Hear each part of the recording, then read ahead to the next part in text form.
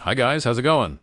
Well, I haven't uploaded videos for a while because I've been more focused on a couple of video game projects I'm working on. I'm not uploading many gameplay videos for that reason. Well, I have to be completely honest. A girl I met through social media also reached out to me.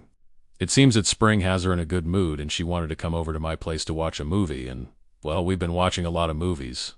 We talk about video games and stuff on the couch. She tells me about her things and I give her massages since she's an athlete. She cooks, and in return, I give her some massages. As you all know, Unity is a video game engine. It's considered one of the top engines in the world along with Unreal Engine. The strength of this engine lies in its versatility. It's a tool that performs well in every area: realistic 3D, low-poly 3D, 2D, mobile development, virtual reality, augmented reality, simulation, filmmaking, and many other things.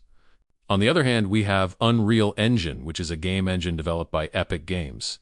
It's also very versatile and performs extremely well when it comes to realistic AAA level graphics. It's possibly the #1 engine in the world in that area, not counting private in-house engines used by big companies. Unreal Engine is free to use, and unless your game becomes a top seller, you don't have to pay anything. Even then, the fee is minimal if you earn a lot of money, just like with Unity.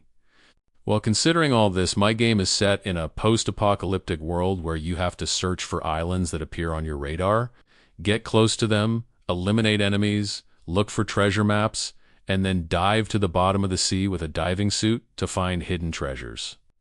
It's a kind of realistic wave-based survival game. Normally, this type of game is more common in 2D, but this one is in 3D and mixes wave attacks with exploration. I'm still working on the development. It's a game I'm making as an independent developer, so I'm limited in resources. I have to fight against time to release something at least minimally playable and launch it on Steam, and then keep adding more content. I'll release it at a low or relatively low price. I already have 2 other projects, 1 card game and 1 visual novel.